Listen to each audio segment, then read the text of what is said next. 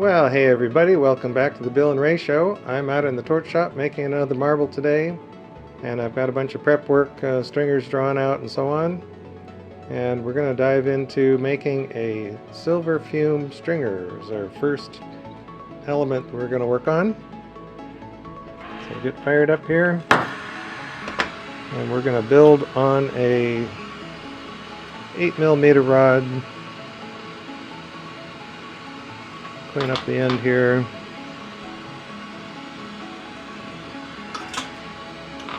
We need to just warm this up. So we've got a big fat fluffy flame.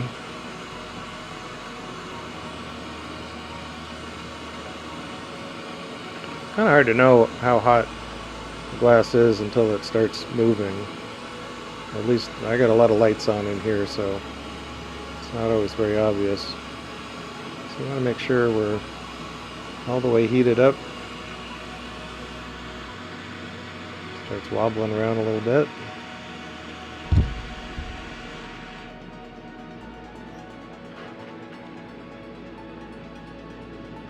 And while it's still fairly hot,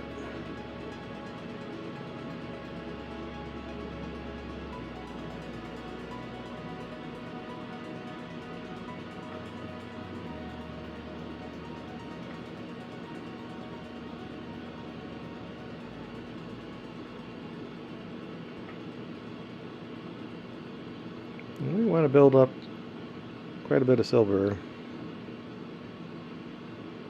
because this is going to get pulled down to just a stringer.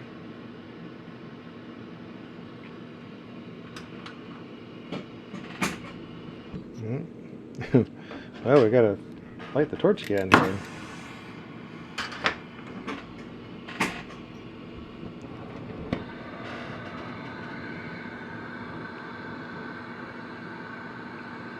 Kind of cook this a little bit.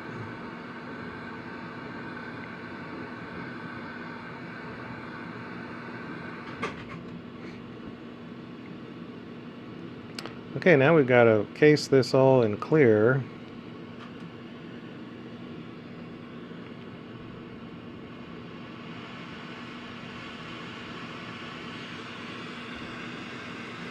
So I've got a what is this, 5mm stock? I'm trying to just build up a fairly thin layer of clear on here.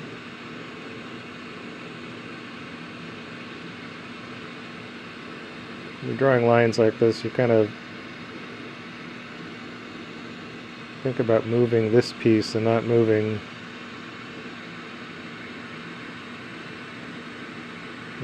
in the flame with the rod that you're applying. If that makes any sense.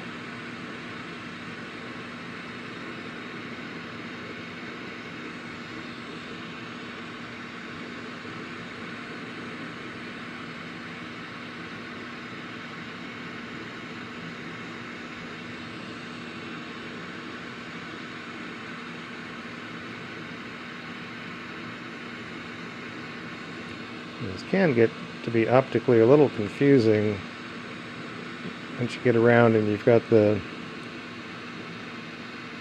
looking through and seeing stuff on the other side, and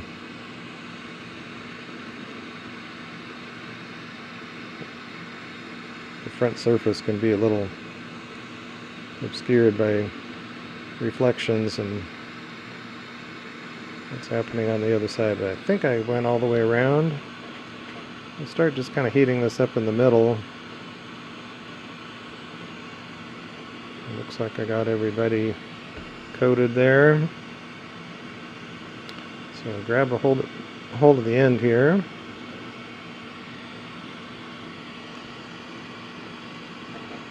And we'll sort of go from the middle out to the either side. When you lay down stripes like that, you may have little hairline air bubbles. So you kind of heat this up, fuse it in, and chase it out the end.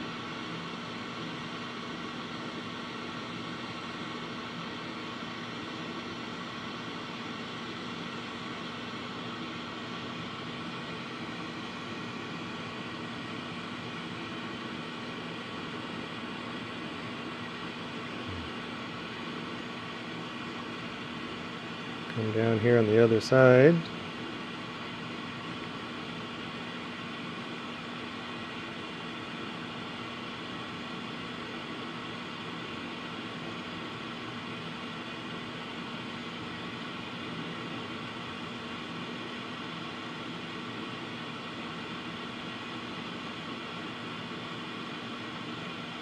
Kind of bunching it up as well, gathering it up.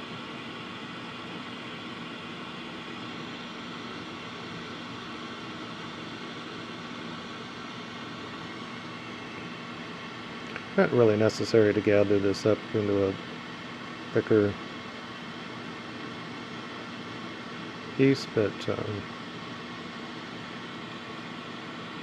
of trying to make sure it's all put together.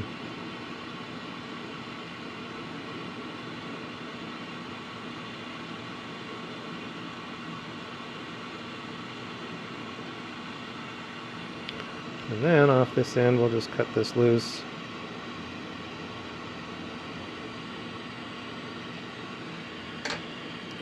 And add a thinner handle. Just having the same size handle on either side kind of helps me.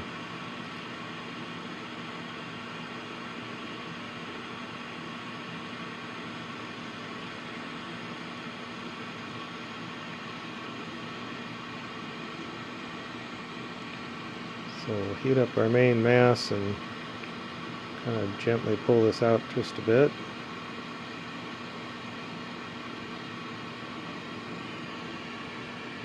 And pause here for a second. So I want to pull this out into a pretty thin stringer.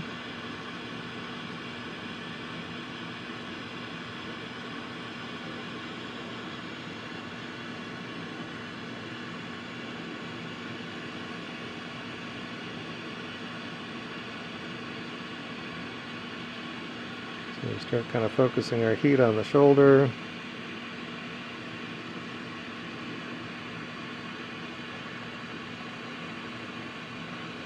Well, I guess as stringers go, this is actually a fairly thick stringer, but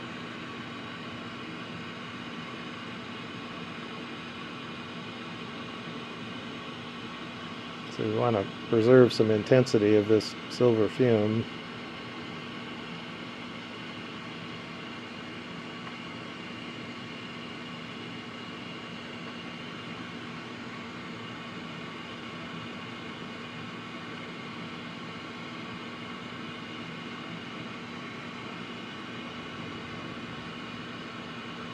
Okay, I'll come in here and cut this loose. Alright, that's our silver component.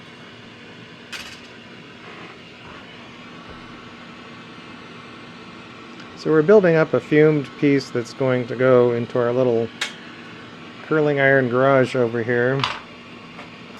So it's going to be a separate fumed element that we'll put into the core of our marble today. Okay, I can drop this guy. Pick up. Okay, this is a 10mm rod. And again, we'll just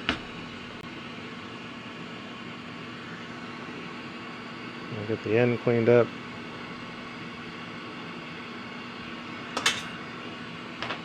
And we need to heat up a section of this rod.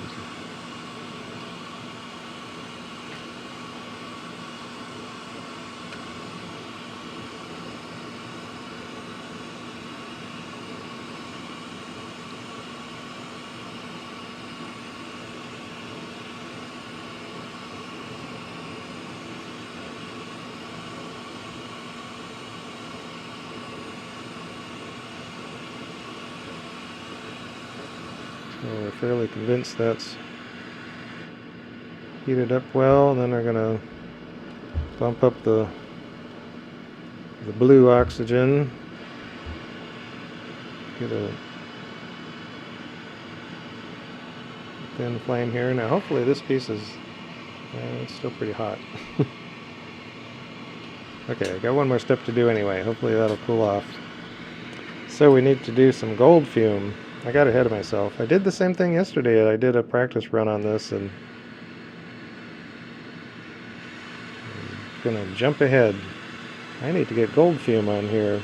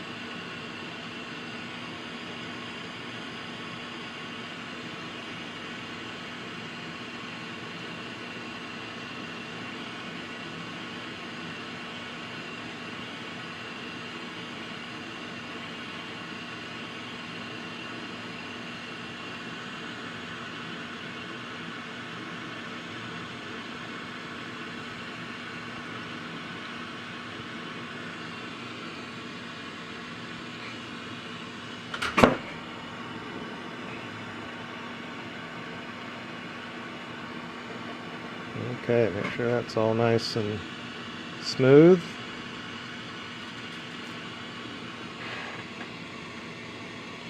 This is cooled down enough. I don't really need that handle off the end, but we'll work with it. So now I need to coil this on.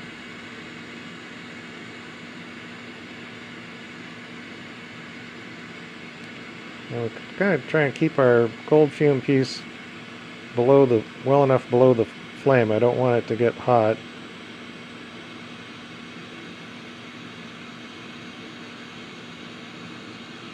And, you know, I don't want to get it so hot it loses control here.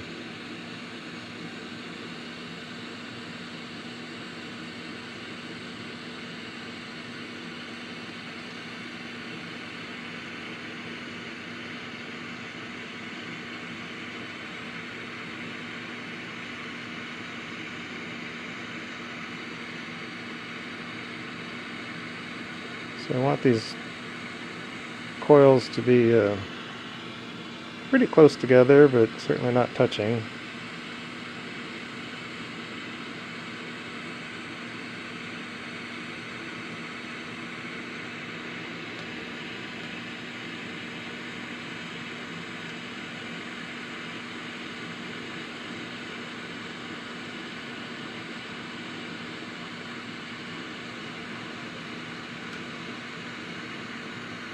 Okay, there we go. Boy, it looks really pretty just like that.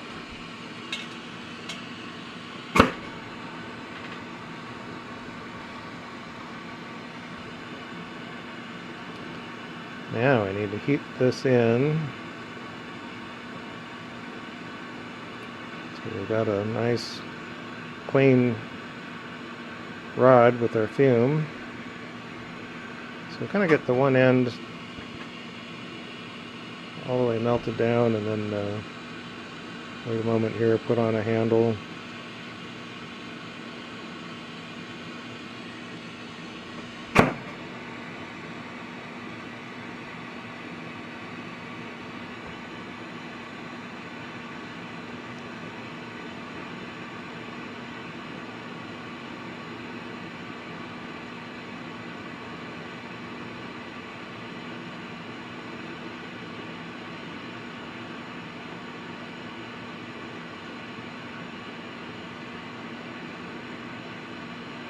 I'm trying to be kind of turn neutral, but if anything we want to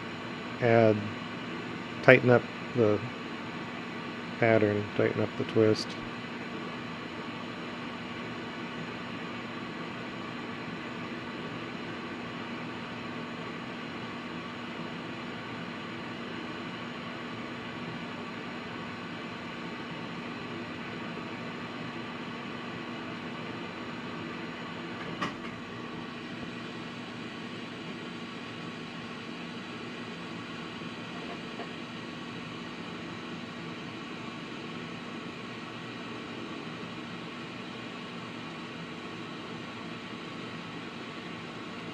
I'm going to kind of push this together,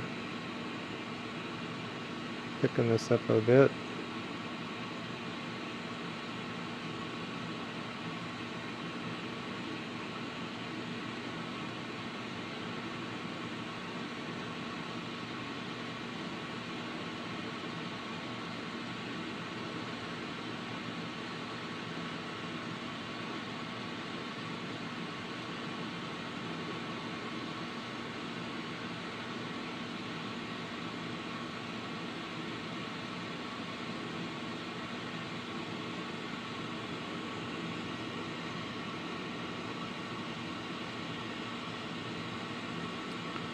And then, for a moment anyway, we're going to lose this punty off the end. Just going to make it less awkward here for this next little step where we're going to apply some clear.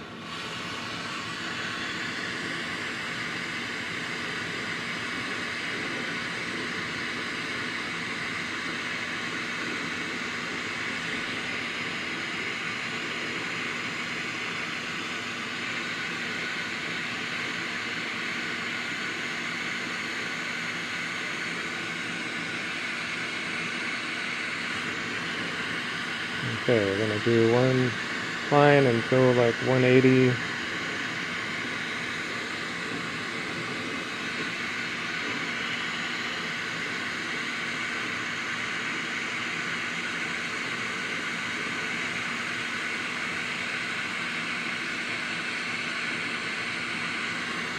then we're going to go 90 degrees.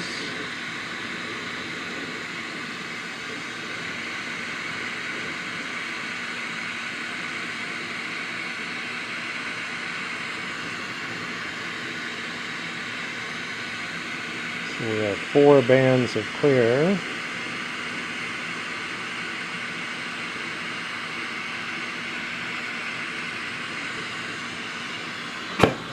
More or less equal. Not the prettiest perfection there, but that's okay.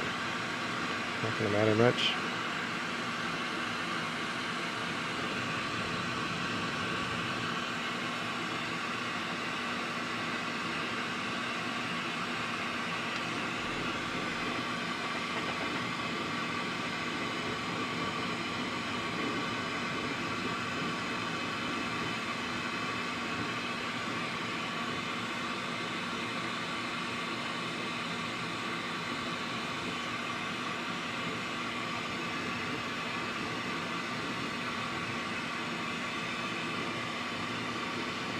Okay, heat this in until it gets a little out of control.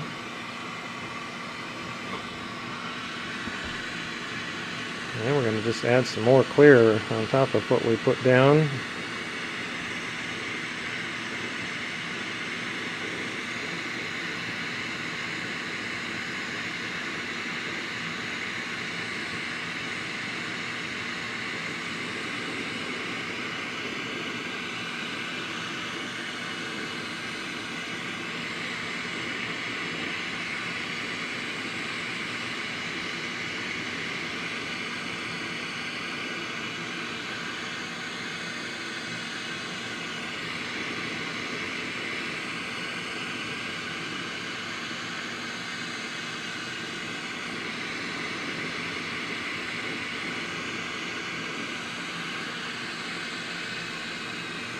Okay, this is a pretty large central core. This will be like the main interior of the marble.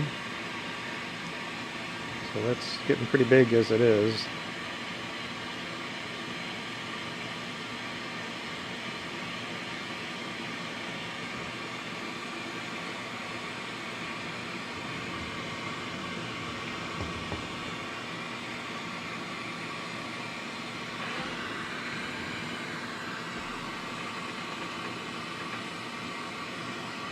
So this is transforming those concentric smooth cylinder of fume effects into hopefully 4 kind of quadrants. And when I did this yesterday, I didn't add that second layer of clear for one, and I kind of twisted it more than I think I'm gonna try and keep it from not being so twisted today. We'll see.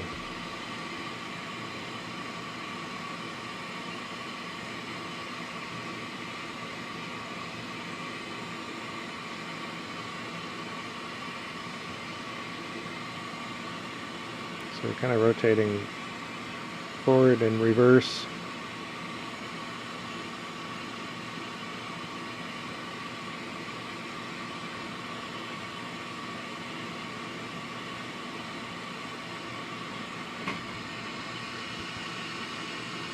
And when our controlled chaos feels like it's a little out of control, we're going to stop here.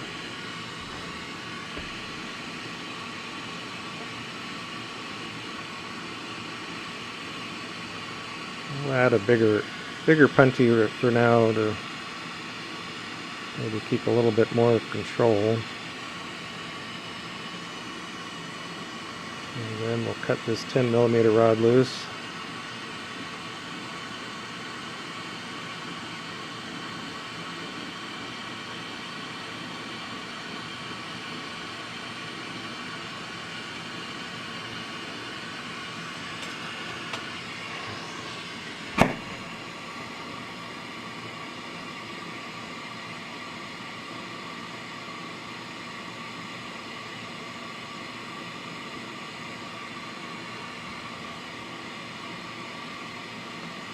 Well, I hope everyone is doing well out there.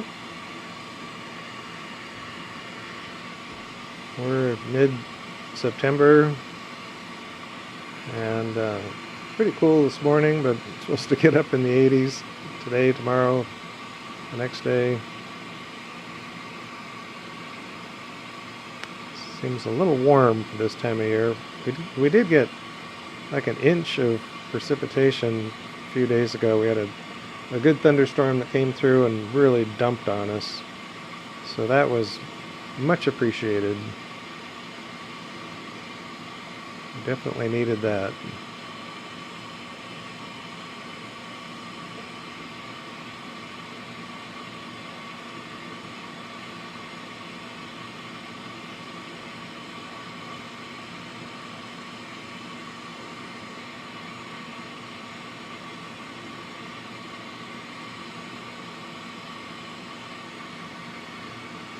This is a time for just kind of being chill, enjoying playing with glass.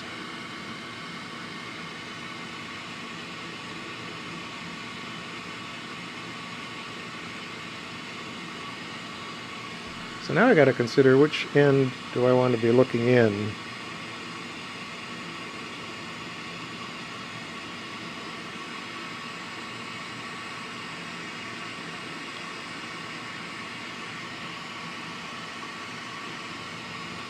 I think I might go for it like this. I'm just doing a little test on the balance. So sometimes the punty, just weigh that little curling iron, basically is what it is, heater. The way I've got the supports and so on, if the punty is the wrong weight balance, it won't sit in there nicely. But I think we're good there. So if this is the point, the end that I'm going to marry up to the main rod it becomes the lens, so you're looking in from the attachment side. And then what we want is to kind of expand that window, because that is going to eventually become the core that you're looking into. So I'm using just some heat on that very end. Glass is looking nice and clean there, so it's going to make a good window into the interior. I've got that four-sided effect. It's pretty well established. So I'm just kind of let this fall back on itself a little bit, condense back a touch.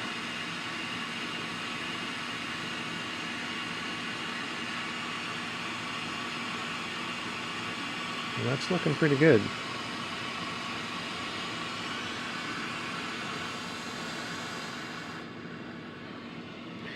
And at this point, I haven't really created much of any twisting action. I'm going to do that when I turn this into kind of the cone-shaped end. Got my his and hers dragon art plus our logo. Rated all this artwork, and then she was able to,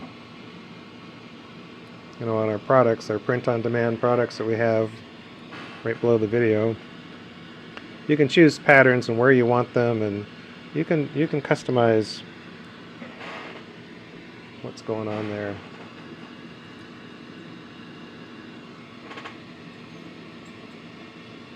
Okay, that's going to sit in there hot. The hot house. Now we need to get the end of this cleaned up. Get a gather going.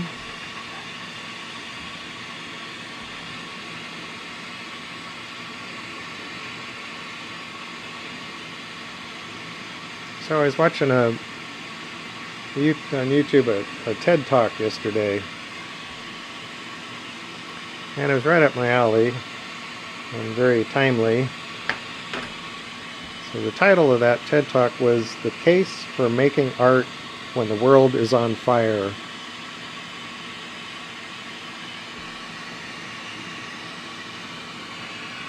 I've kind of touched on this before, the importance of art, both appreciating art that others have created, but really kind of more importantly,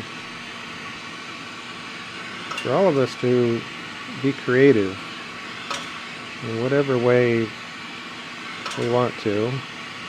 Sometimes people say, oh, I can't draw, I can't sculpt.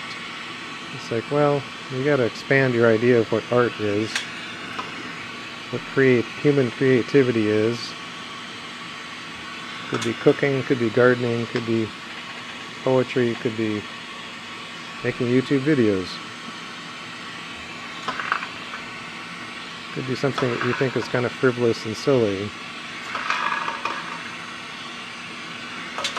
So she said oftentimes art is considered frivolous or I can't even read my own writing. Indulgent. Trying to read my note over here.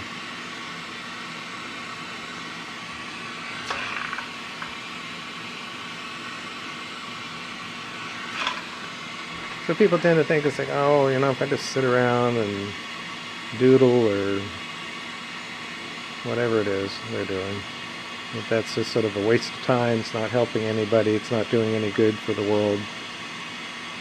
And I just would argue that's so untrue.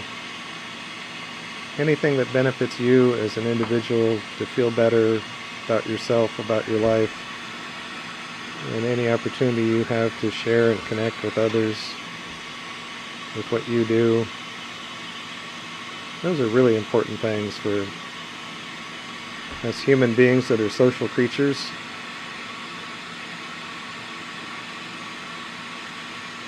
And just being out and socializing it, you know, and I get it. I mean, I have people close to me that have real problems with being in public or being around, especially a lot of noisy people.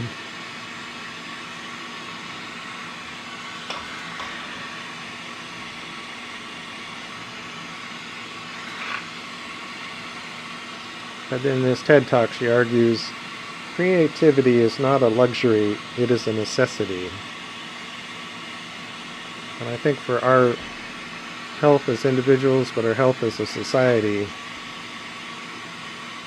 we need to allow for creativity.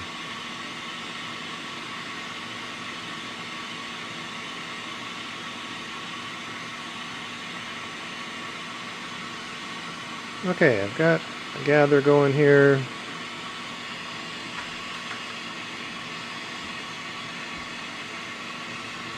We can give this a moment to solidify the back side of it, and then we can focus our heat on the face.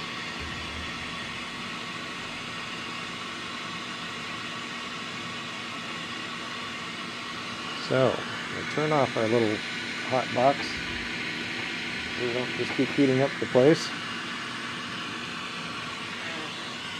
Pull our little fumed jewel out of there. Look at it. That's just like really cool looking.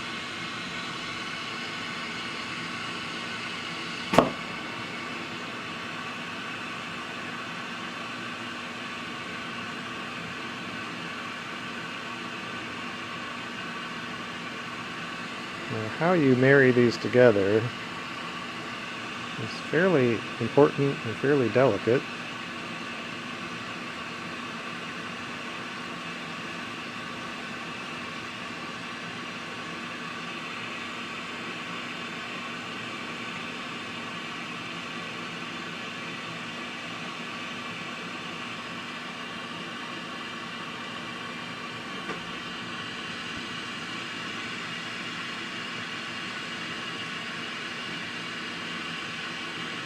So we get these to where we think they're fairly fluid. We're going to touch them together and try and rotate slowly and keep heating that point of contact.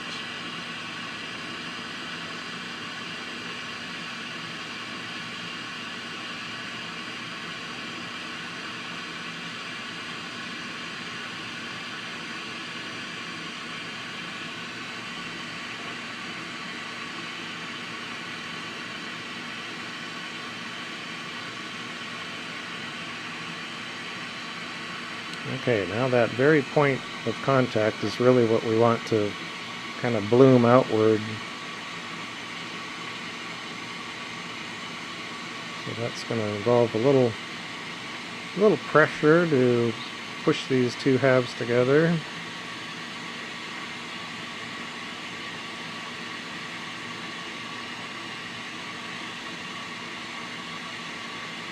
And there's always going to be a bit of a optical separation line when you join two pieces of glass like that together.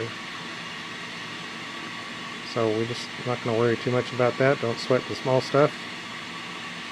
It's just part of the game.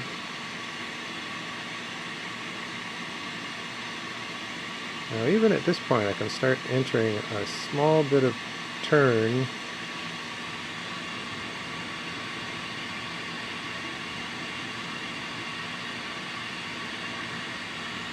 We're going to leave it right there. Take off our punty.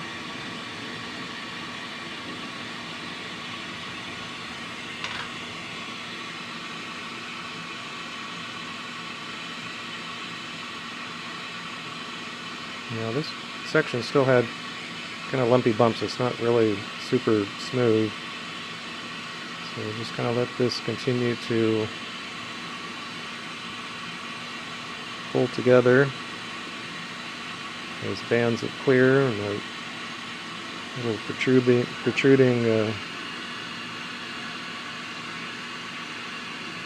fume lines.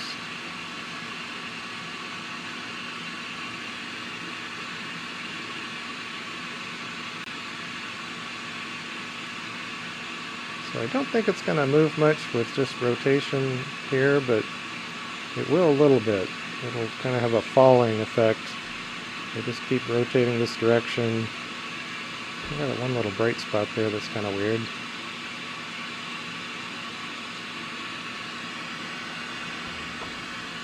And then we'll get up to our marver and do just a little soft marvering, and at this point it's still twisting just a hair.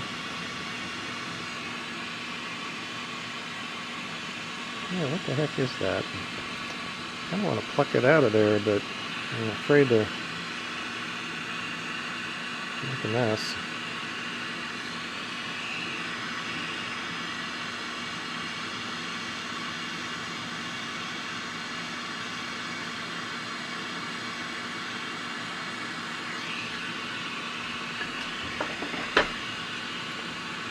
Okay, and then we need to pull out the end.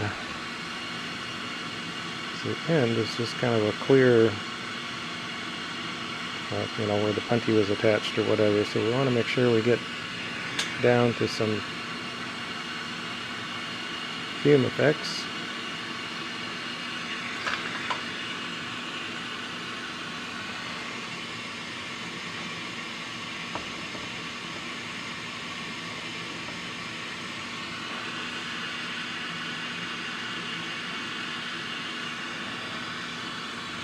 Okay, this is looking good. I'm liking what I'm seeing.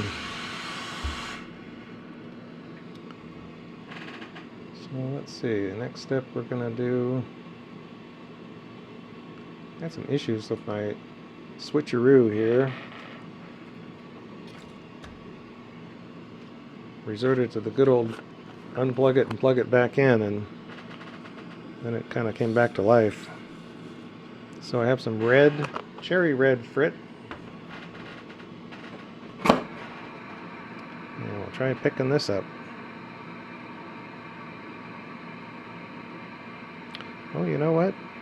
I'm going to get ahead of myself once again. Another step. I'm going to do just a touch of fume on here.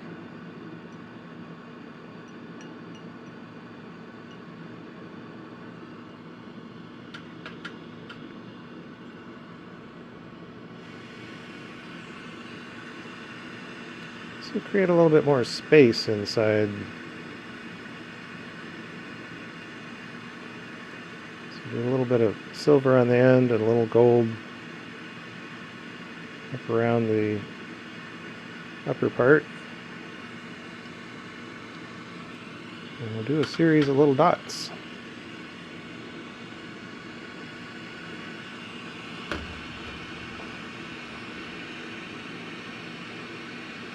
We'll start out up here on the shoulder. Well, that's twice now. I've kind of tried to jump ahead on the process.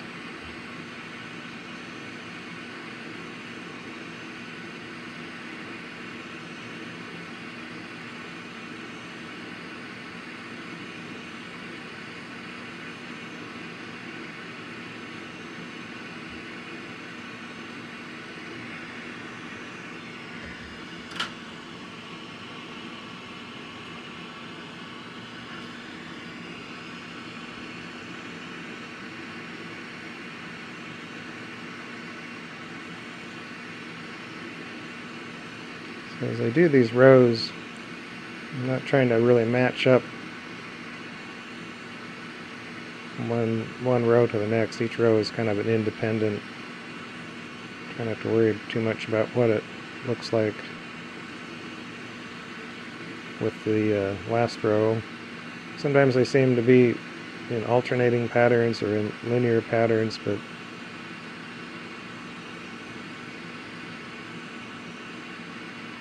just let it roll with whatever we get here.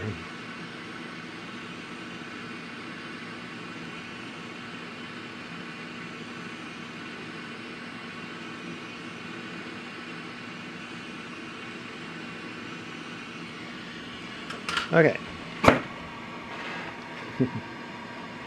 Melt that in.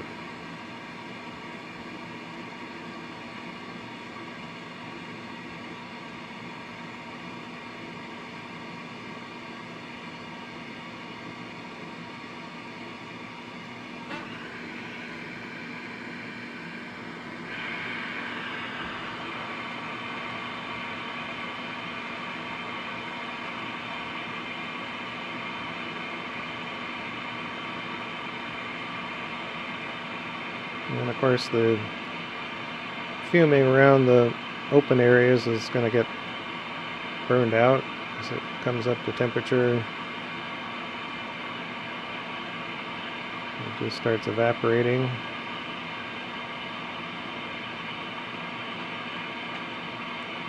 If your fume is not too heavy, it makes it a lot easier for that step to happen.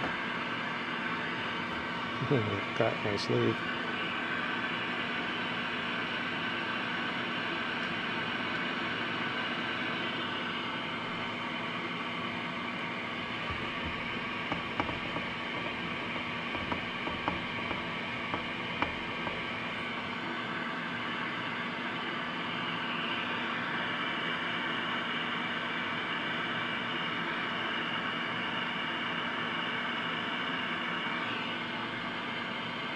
Alright, getting the surface good and hot. And we want just a loose pickup of this red frit.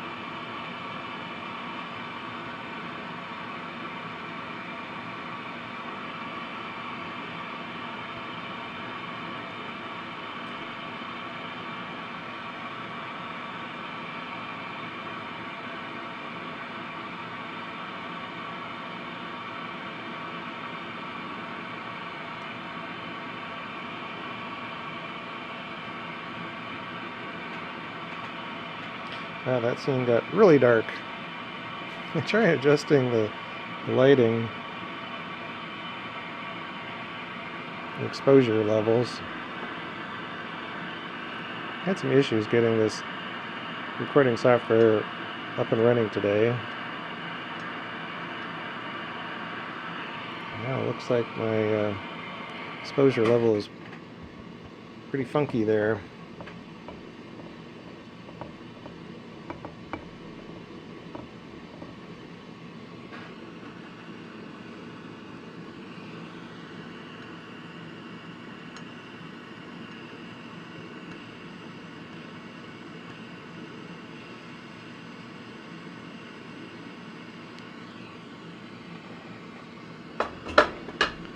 Okay, onwards and upwards.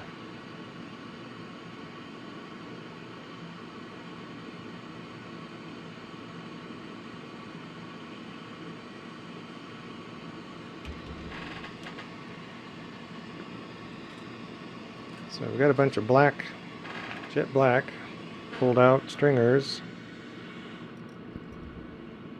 And that's what we're going to do on the back side here.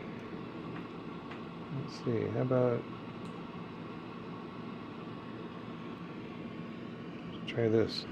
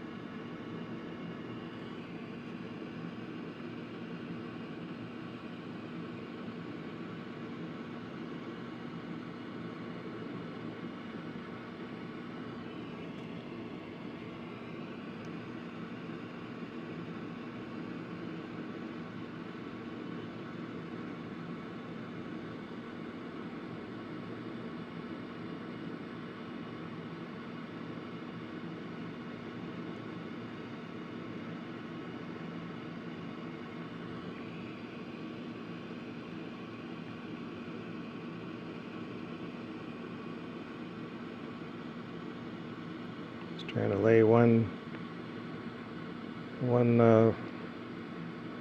run right up against the other.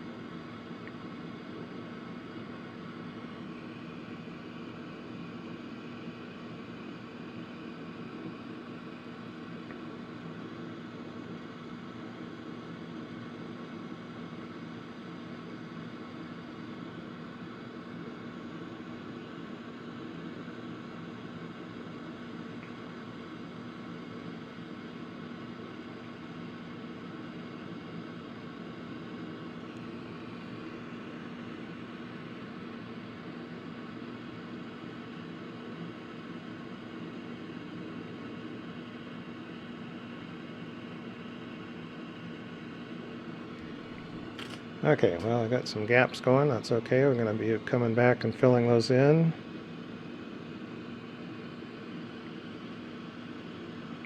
And down here at the end, keep it from getting too overheated. Kind of skip along there.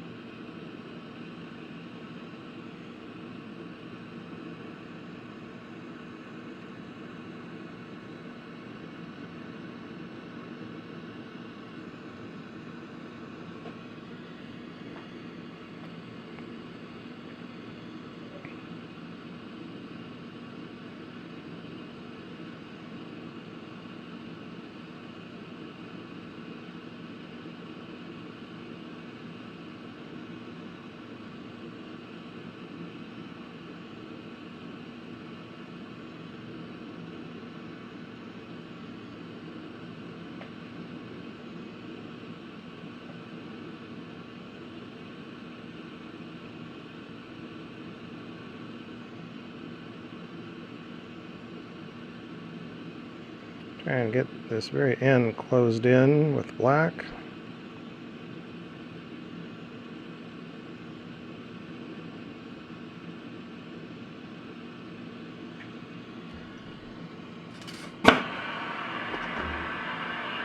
Kind of squish this in.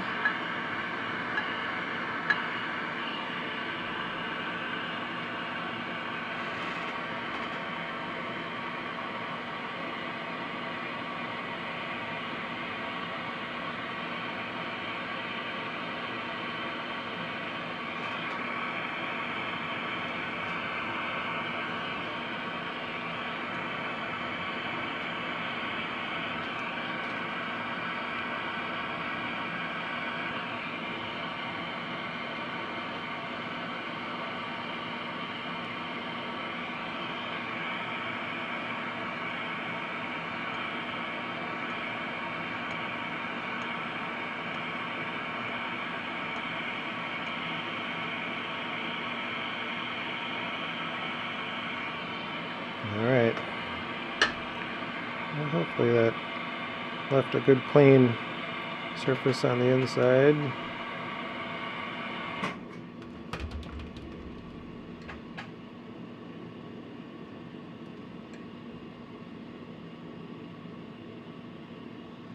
Alright, now we're going to do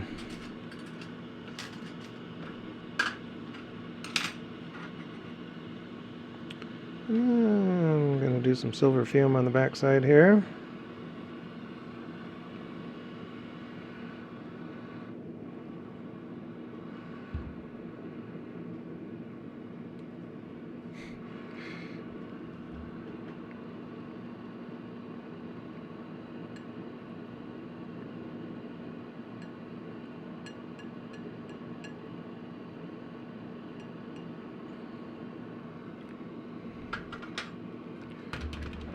Okay, that was some pretty chewy silver fume.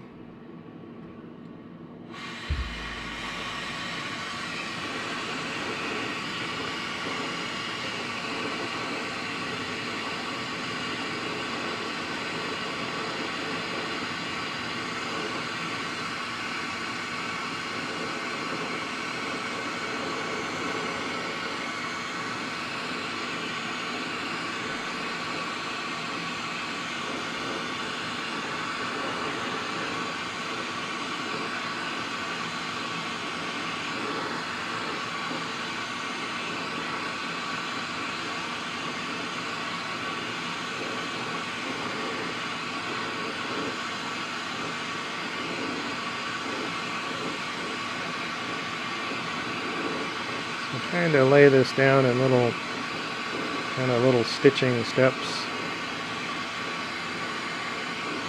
The idea is kind of use a little pressure when you lay it down to push the air forward. And that little crevasse that we're trying to fill in with each one of these runs around the circle.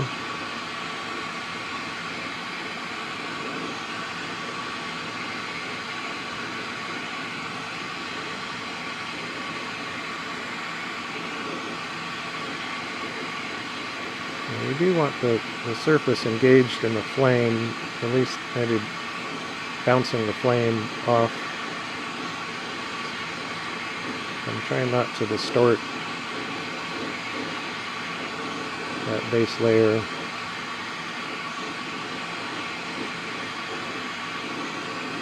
So with the fuming, this creates kind of a pattern that looks like little welding, similar to welding, stacking dimes in a welding bead.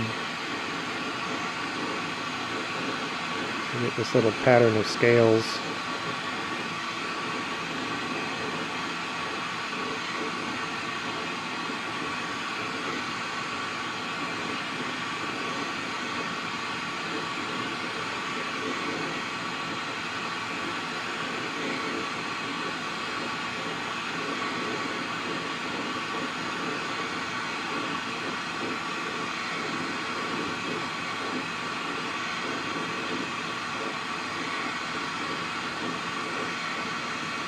And then we bring it up to the edge of where the clear glass and the colored glass meet.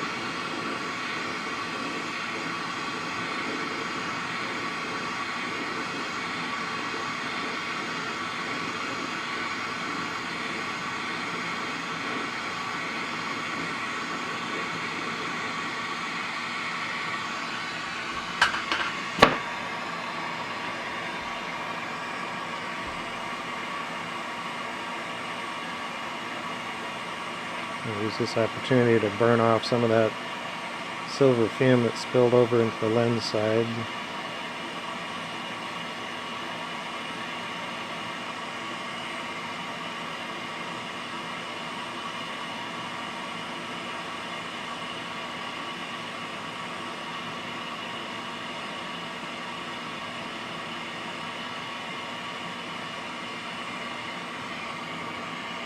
Sometimes I use my graphite paddle here, but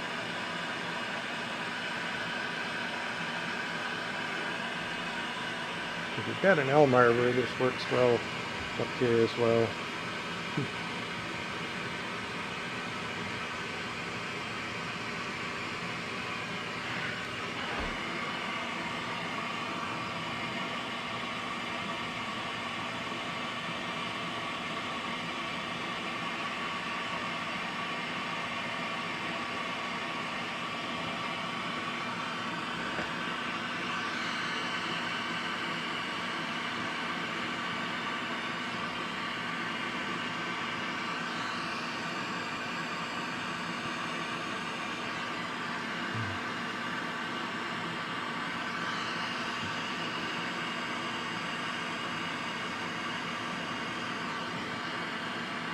I didn't hold off very well on that end. That end is, if it's sticking out, it's barely sticking out. I prefer to have that end really uncovered by this layer.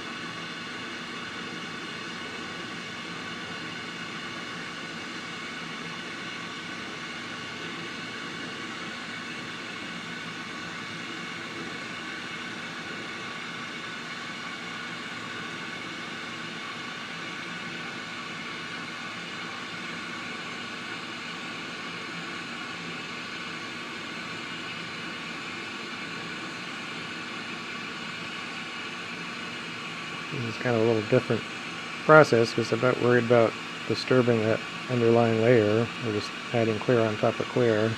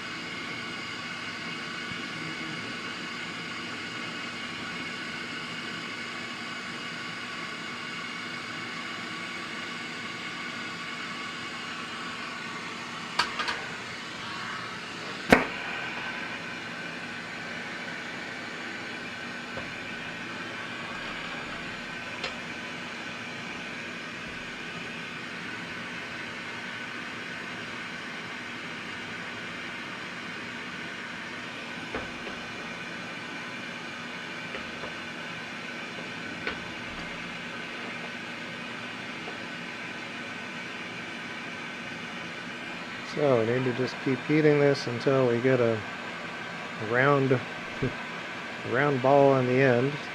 Then we can proceed on to our color lines on the very back side of the finished marble.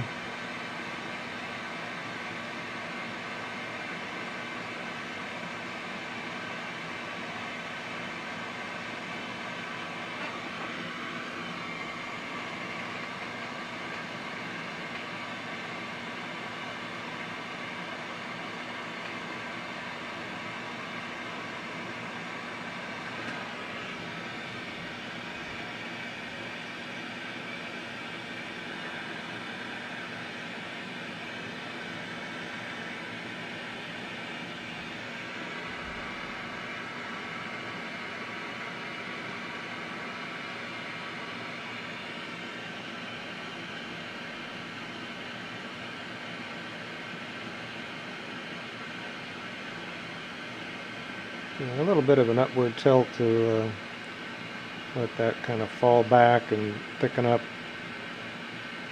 around the circumference.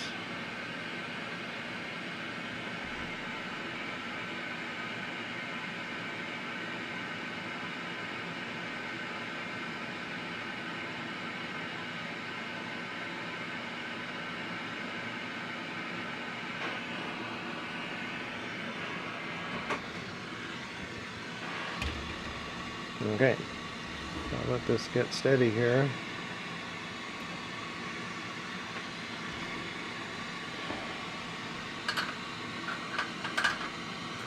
Today's marble, we have got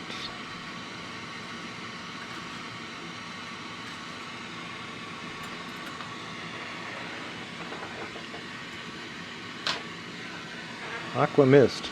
Just want to make sure I have the right color name there.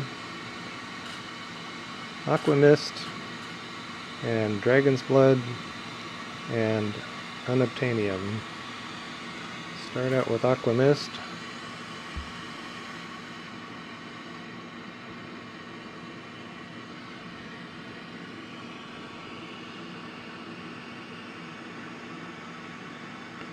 Run right along this transition line.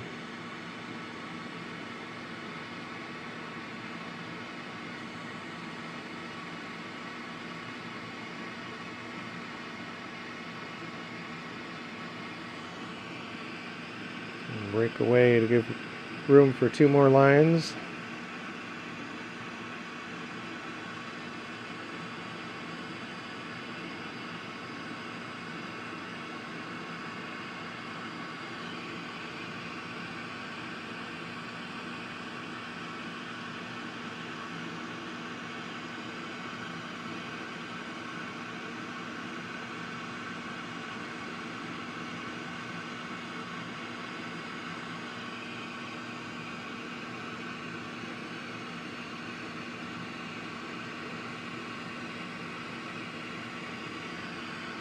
Okay, and Dragon's Blood. This usually turns out to be a really nice, gemmy red.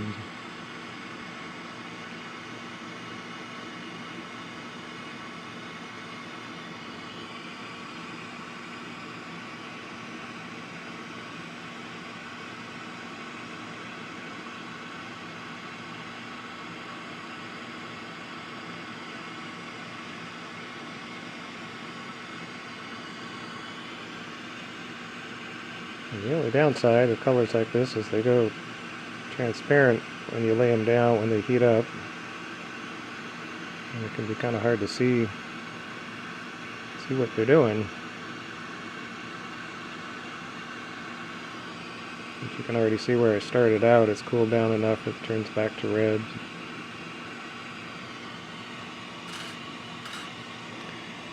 Yeah, and then the all favorite Unobtanium. This always just kind of cracks me up because working at Rocket Research back in the day, it was surprising how many young engineers we were able to trip up by mentioning that what you need to make that part out of is unobtanium. And a lot of times they got kind of tripped up thinking that there was such a thing. But that's the whole point of it is you need to create a part in the rocket engine that can withstand all these pressures and temperatures and all this crazy stuff, and there is no known metal or alloy that would do that. So you would refer to that as a case where you needed to get some unobtanium, build that part out of.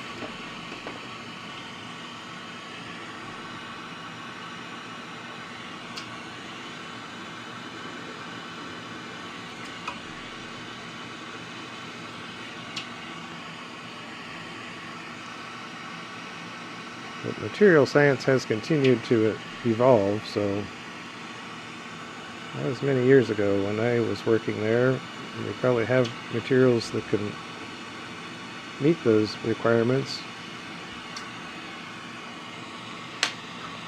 that they didn't have back then. Alright, gotta cook all these colors in before we can go on to manipulate them.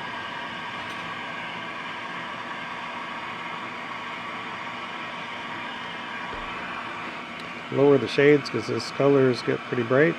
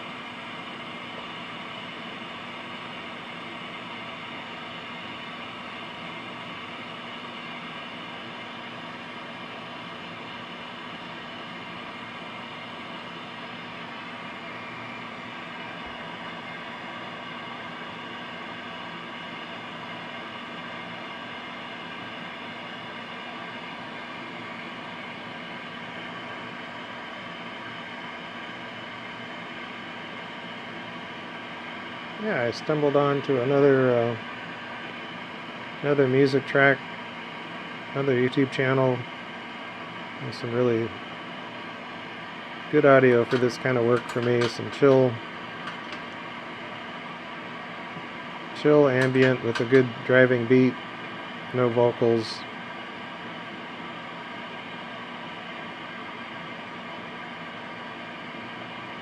That's been kind of my vibe lately. I can't be listening to some podcast or something when I'm trying to do glass. I don't want to be thinking about some other craziness going on. I just want to absorb the experience, you know, stare at the flame kind of experience. Used to be there's an old concept of meditation of using a candle to focus your attention. And glasswork at times has a real meditative quality of just repetitive motion,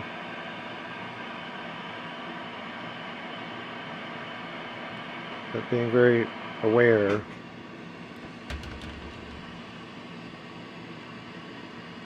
If you're going to get to the edge of controlled chaos, you need to be very aware of what the glass is doing.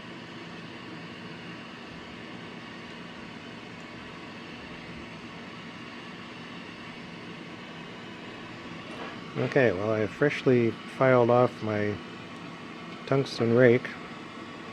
see if it behaves here. Usually I just get my hand and everything gets so hot doing this next phase.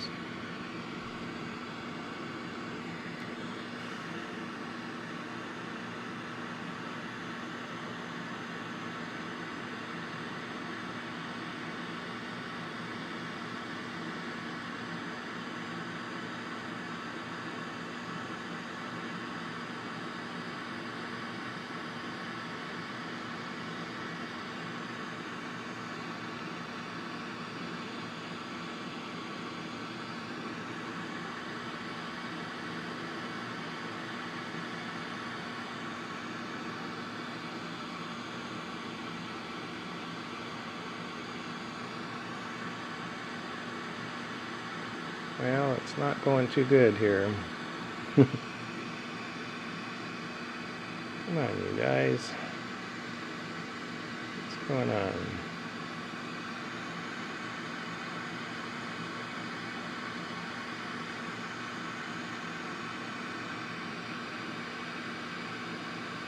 Some little adjustments make a difference how far out you are from the flame.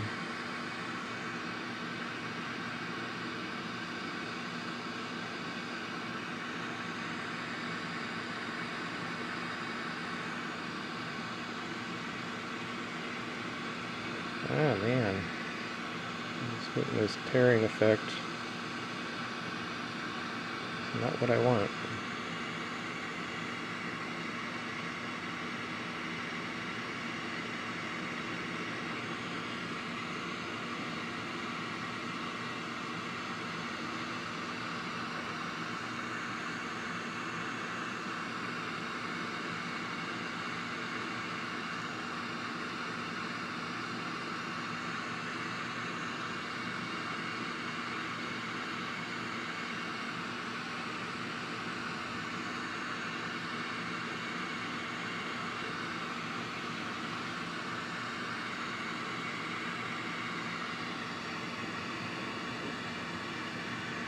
Alright, well, we need a little touch-up here.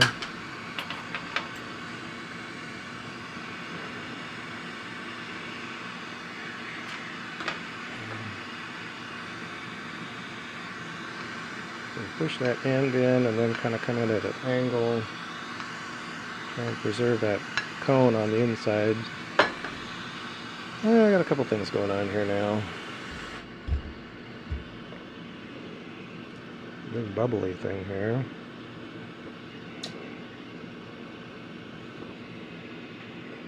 Try and submerge that.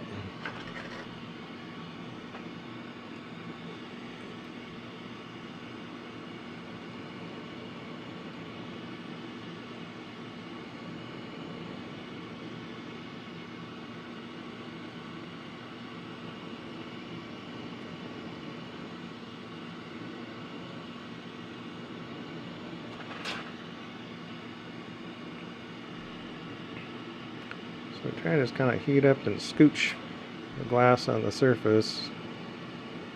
My trusty butter knife.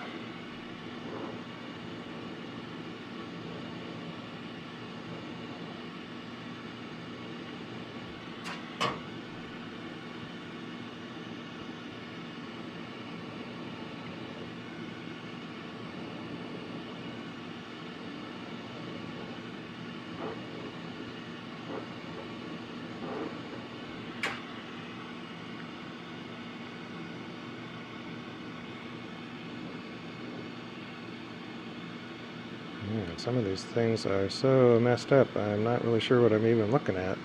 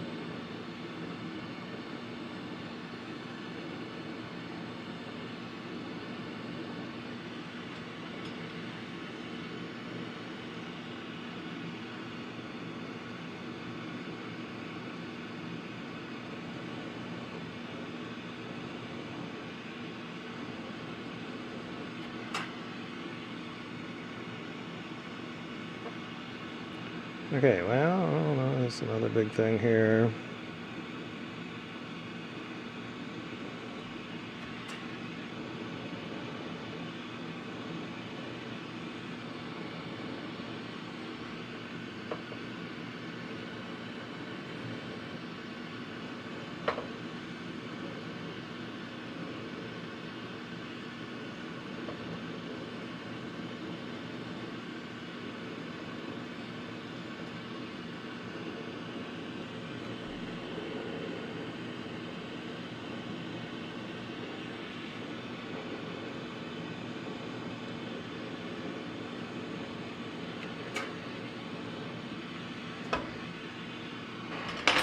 See what's going on here.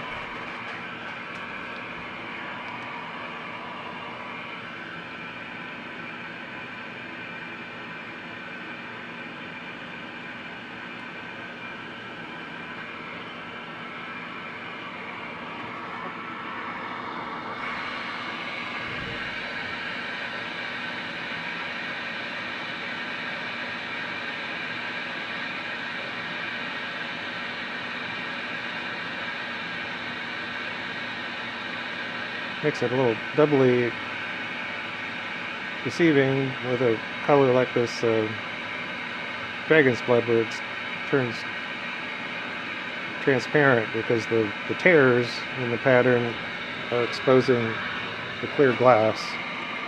So I'm trying to figure out what's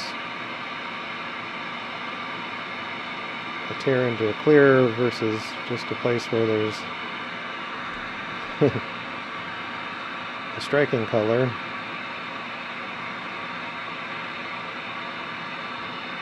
It's a little funky.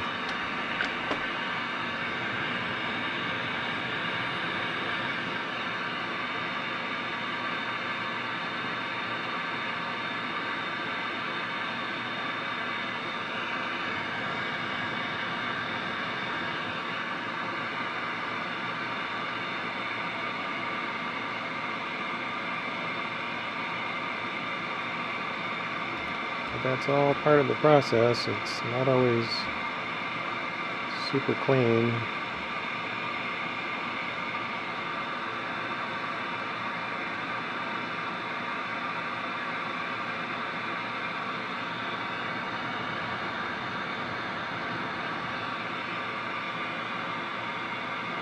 It's under that category. If it were easy, everybody would do it.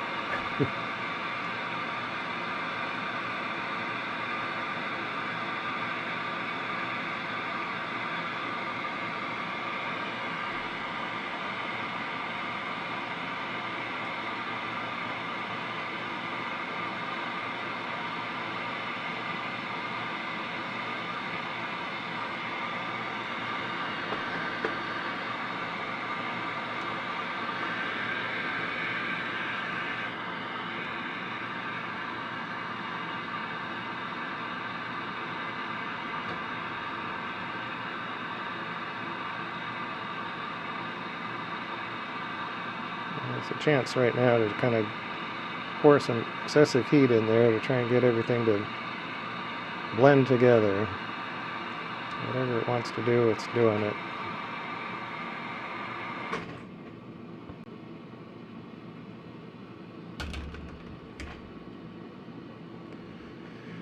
Okay.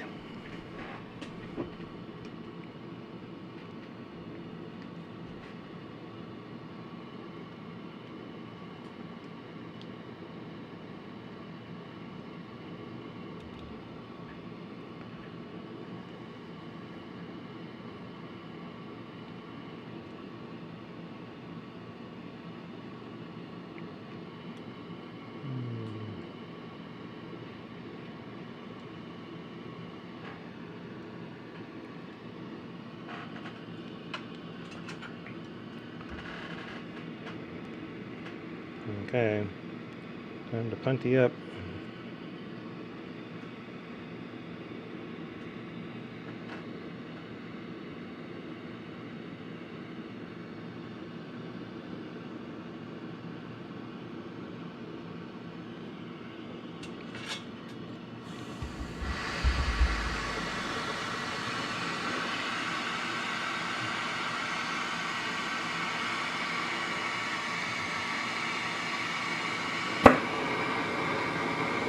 Okay, now we gotta condense up the lens. At the same time, kind of push out this circumference between the clear and the color.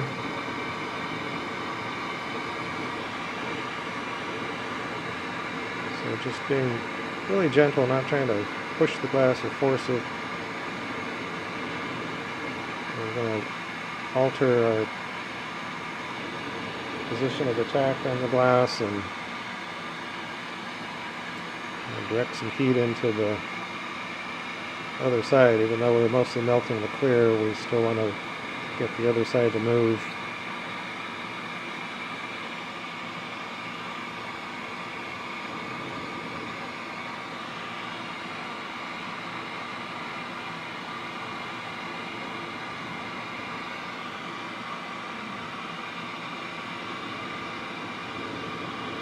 If the whole piece starts feeling a little too wonky, we'll just get out of that high heat.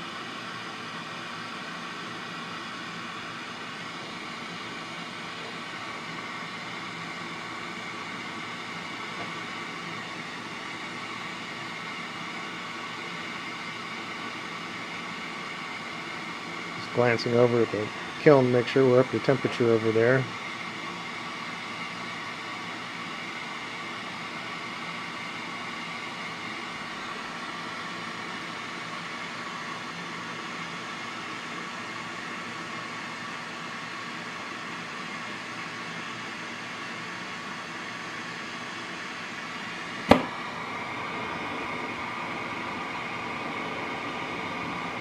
There you can see that circumference was pushed out quite a bit.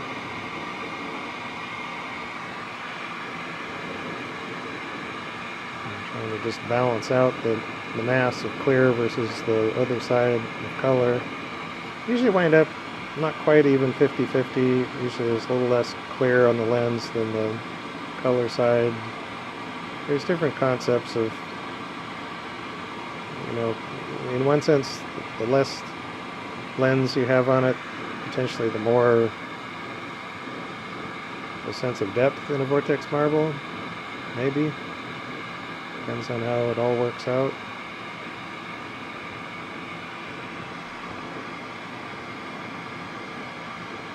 The biggest thing I find that affects the depth is just make sure that that central cone, whatever you did, is going all the way to the very back of the marble,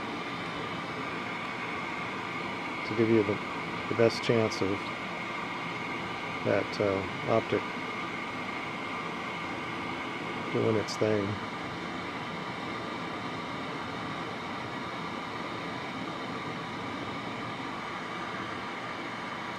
And also, because the next step I tear off a lot of clear glass, I need to kind of overbuild this.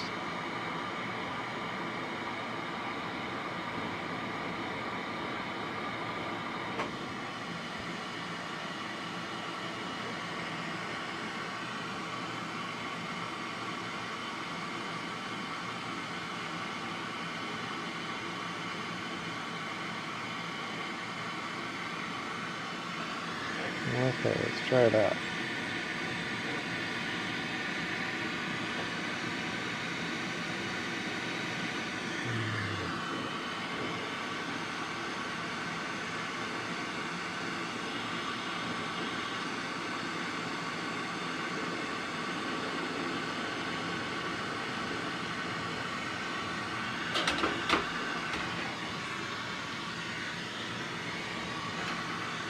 Okay.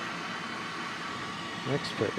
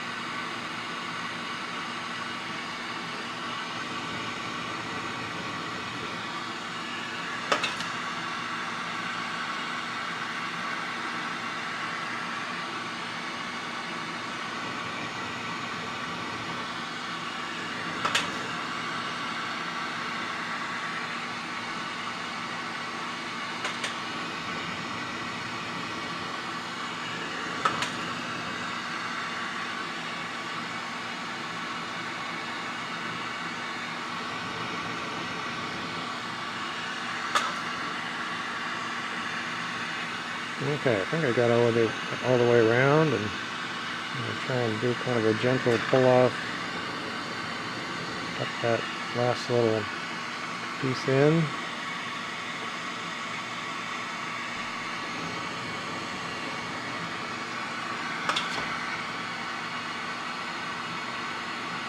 And just continue to peel off a little bit.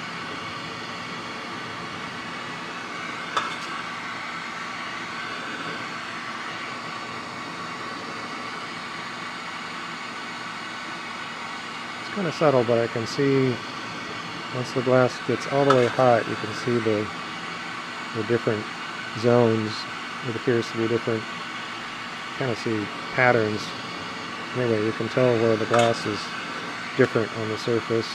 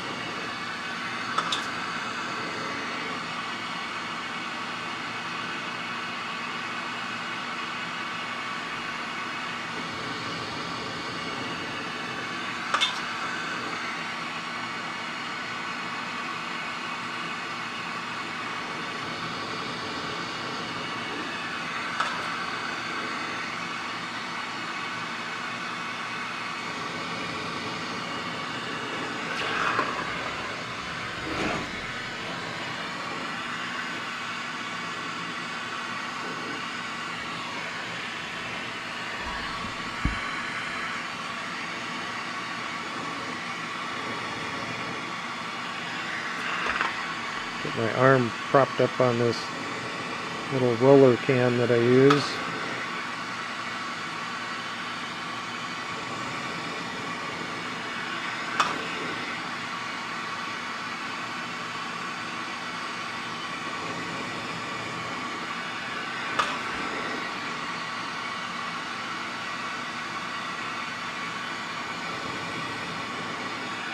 Plenty warm right now, but I kind of look forward to the fall.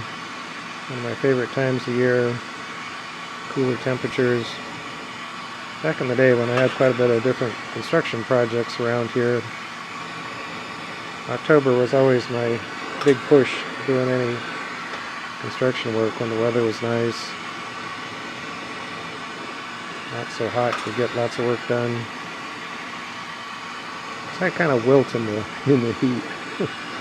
It's hard to say for someone who works around hot glass, but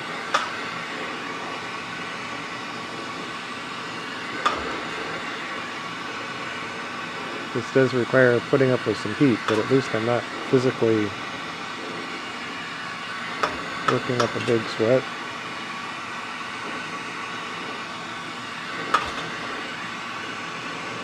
And around here, even at our elevation of 4,000 feet, when you're outside working in the sun, oh my gosh, the sun just feels so intense anymore.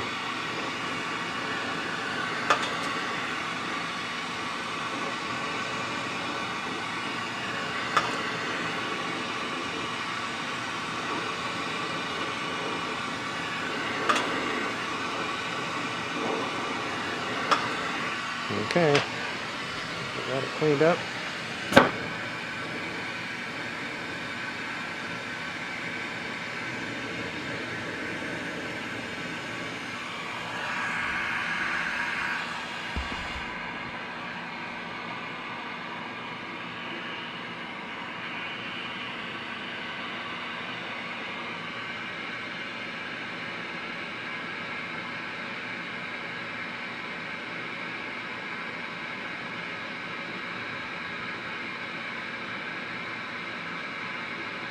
I got this kind of elevated, cleaned up a little bit.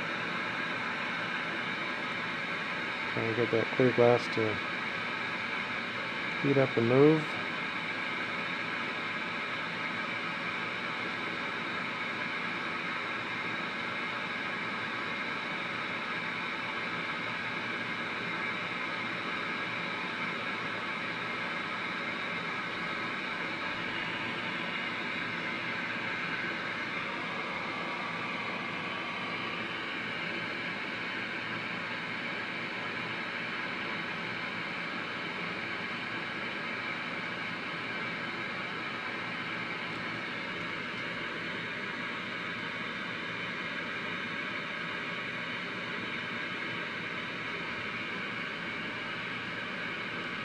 try and spin it and get a little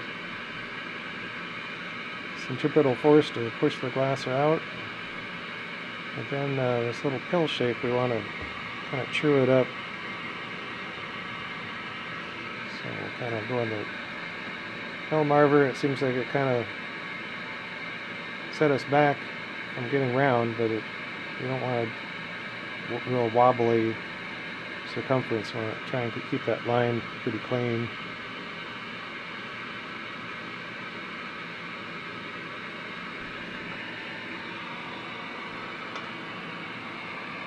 Now we can try and shoot some heat down into the core.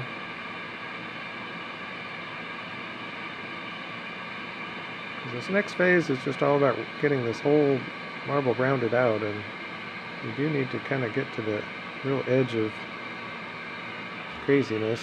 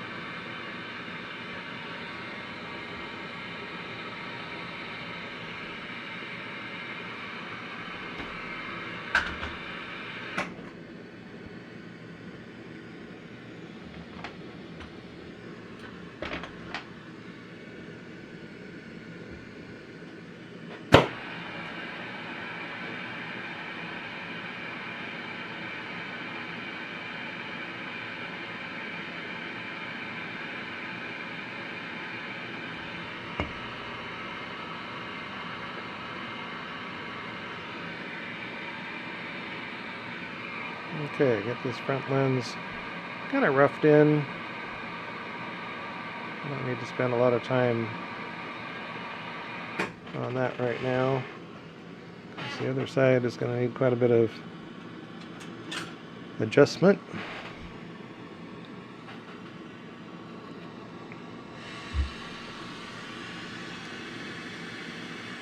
But I'm loving this marble. This is looking really good.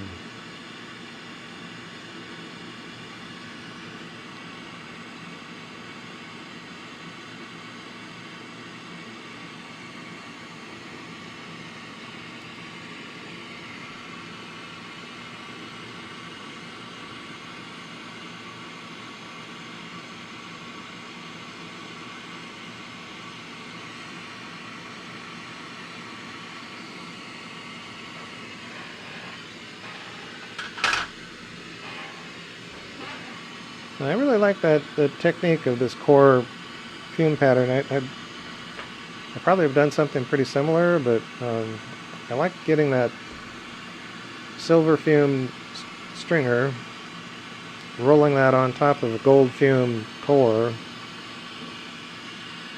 I just think that works really well.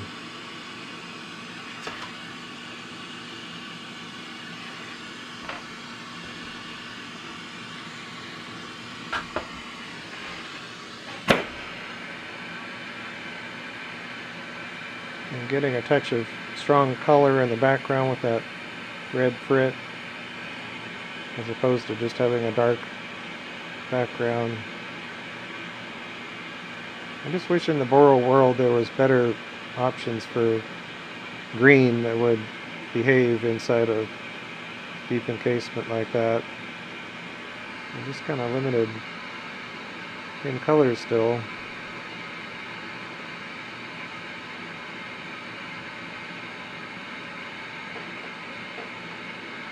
I think sometimes about soft glass and things that I might revert back and do some projects with soft glass where you can have a much deeper color spectrum in both opaque colors and translucent, transparent colors. It just allows for a lot more possibilities color-wise. So borosilicate glass still is challenging. I do see people working with a lot of really cool color, so it's not like it doesn't exist, but it depends on your application.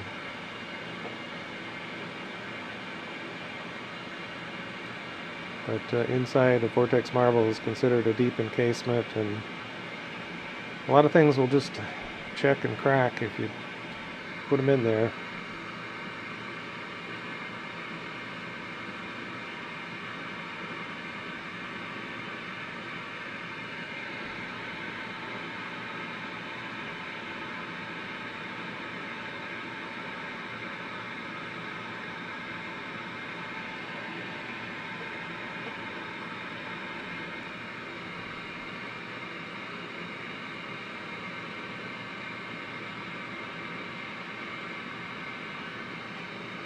Okay, let's see what this looks like.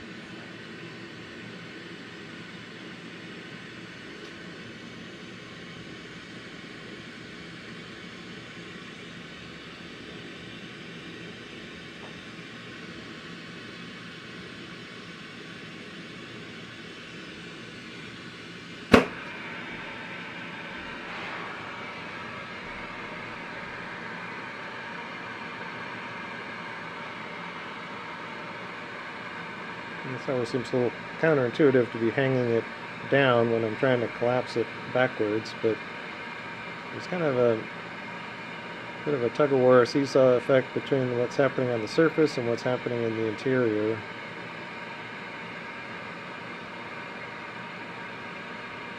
It's really hard to push enough heat deep enough into it to make this all move the way I would like it to.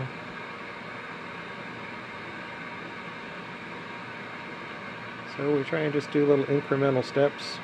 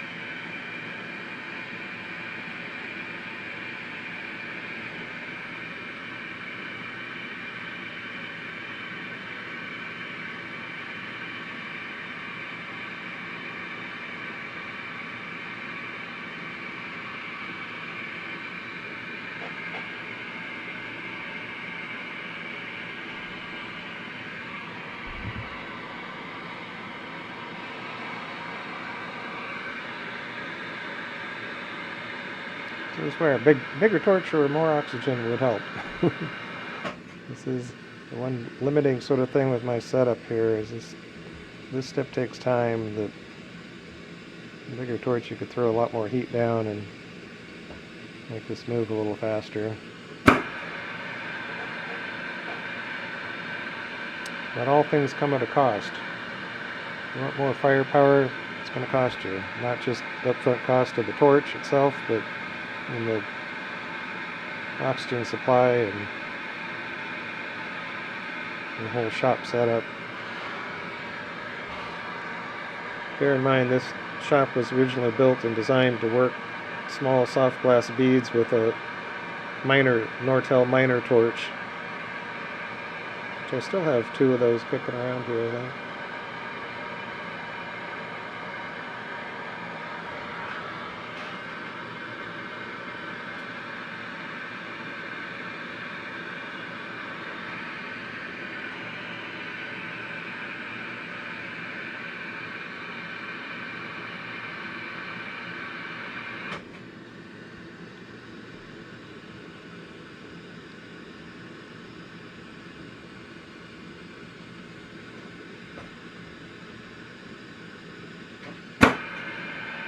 Just about there.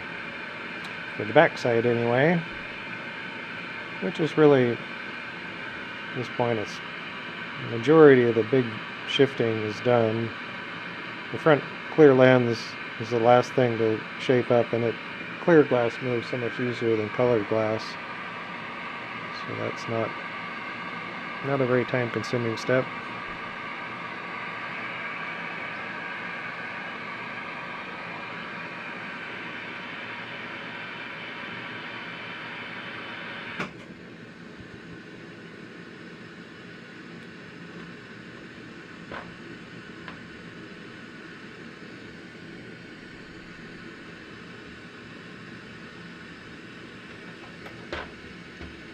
So now we're just going to give it some extra rotations and let that core chill down a little bit.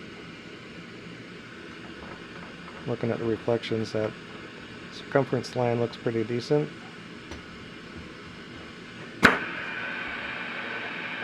Then we go into this backside and just flame polish.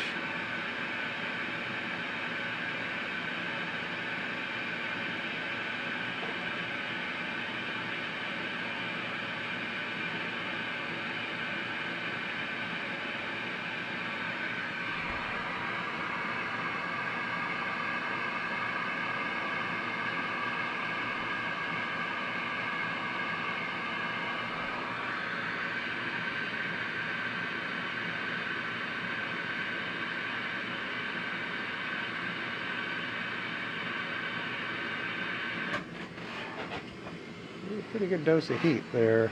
Make sure everything is smoothed out as best you can. A lot of colors, they'll expand and contract a little differently, and these colors I think are pretty well behaved, but sometimes you get some surface roughness with surface color, and you can't really get it to ever completely go away, because every time you heat it and then it cools down, it's going through the same cycle and causing little ripples, variations between colors. And that's just something you need to learn to live with, or choose colors that don't do that. Okay, just cooling it down a little bit before we do a punty transfer.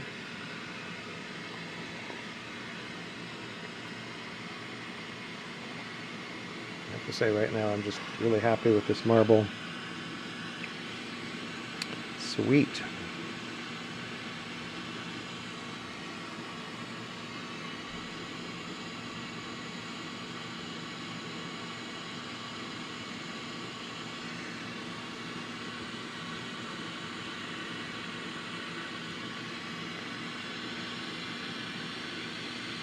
Okay, last punchy attachment.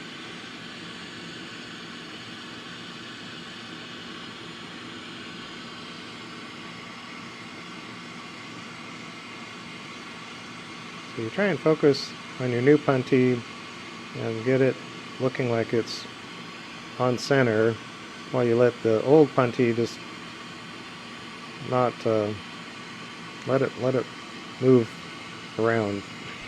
They generally won't be just dead on concentric one to the next, from the new one to the old one.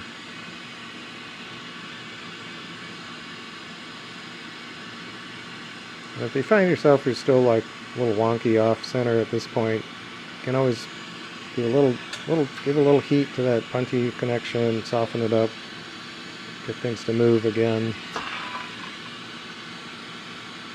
So right here I'm just pulling out any of that foreign glass from that attachment point, any glass that was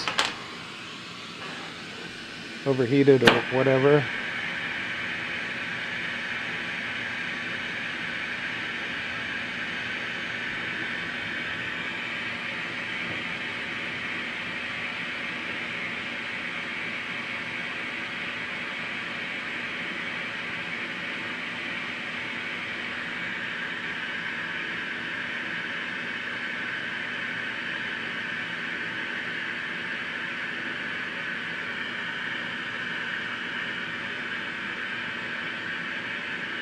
Okay, so this lens is a little wibbly wobbly, so we come in here from the back side, set down on the back edge, come in here slowly, Try and come all the way up and all the way down. And it may take a couple cycles to bring it into the general spherical shape.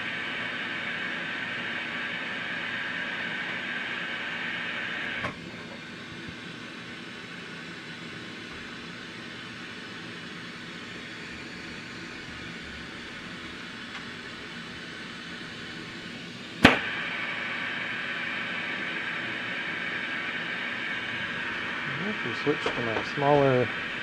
Oh, that is disaster.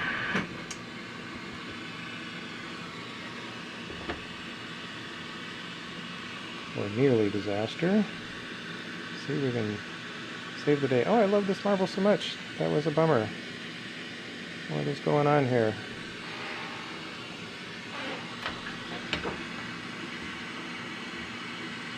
Okay, step one. See if we can identify and get rid of scruffy glass that got contaminated. Wow, this is your extra episode. Show how you recover from marbles rolling around the table.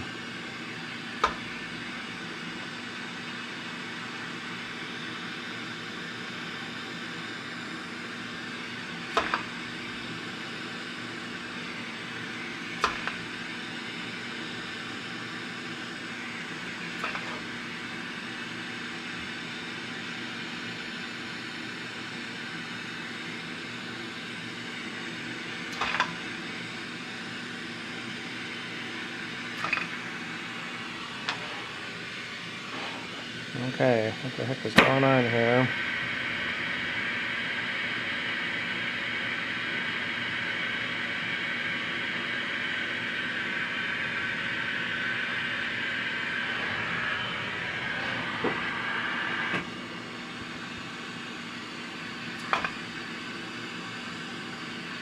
Just try and pluck out any little specks you can see that are shining bright. If they're shining bright, they don't belong. I think this is the first time this has happened in one of my marble videos, so you're in for a treat.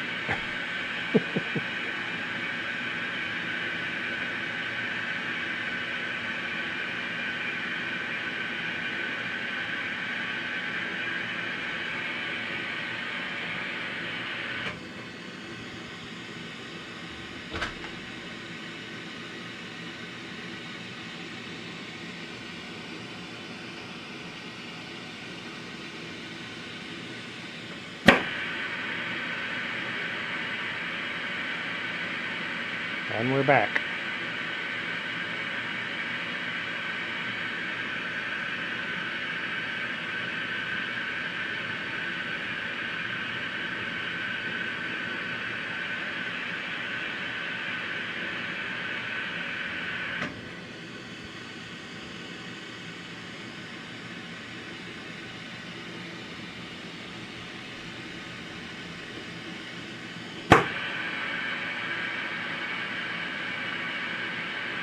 So this one, because I'm a little rattled, not too rattled, but I do want to get this done. So I'm going to ignore some other minor issues here and just try and smooth this up. There's a bubble along the rim that I would generally want to do something with, but I think I'm just going to live with that one.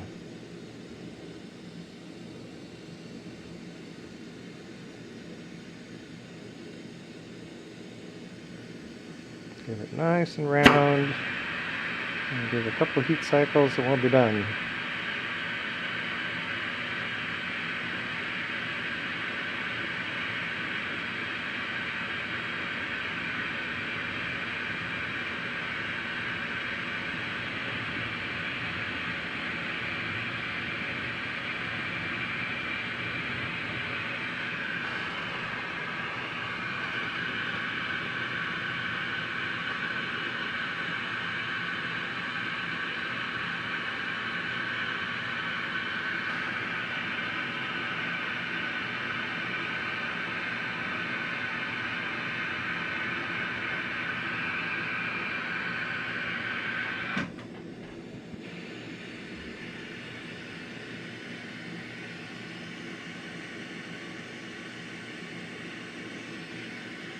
Okay.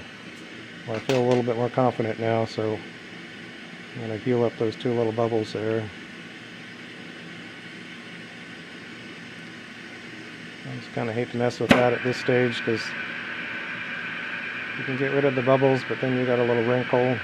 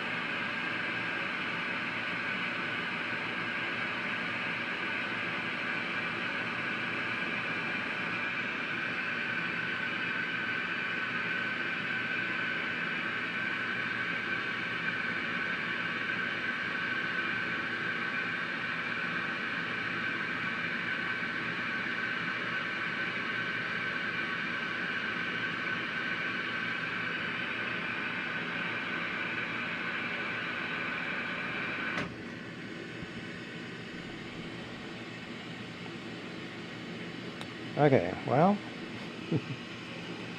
there you go. Controlled chaos.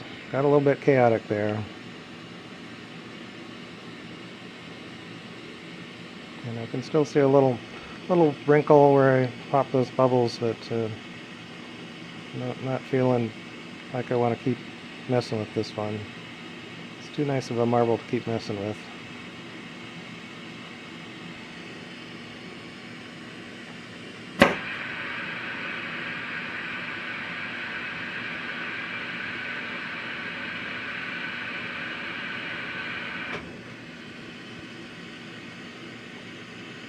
Okay, we're gonna call it.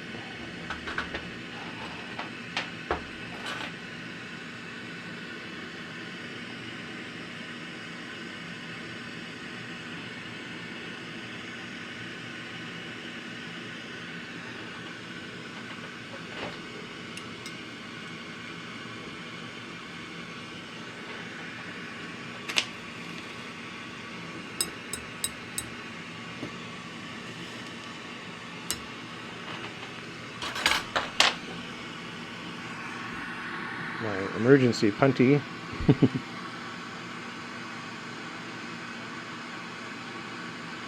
It'll still smooth out and be all good.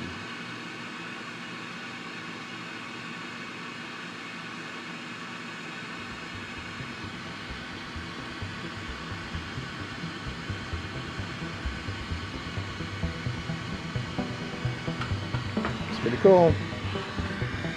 Alright, well, that was a little added excitement today. Good thing I got some nice chill tunes going, you know? This is all a process of trying to be chill.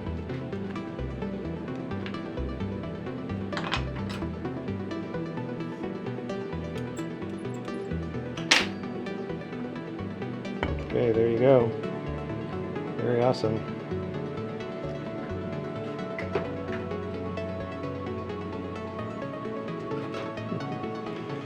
Okay, guys, take care of yourselves as always, so that you may take care of those that you love around you.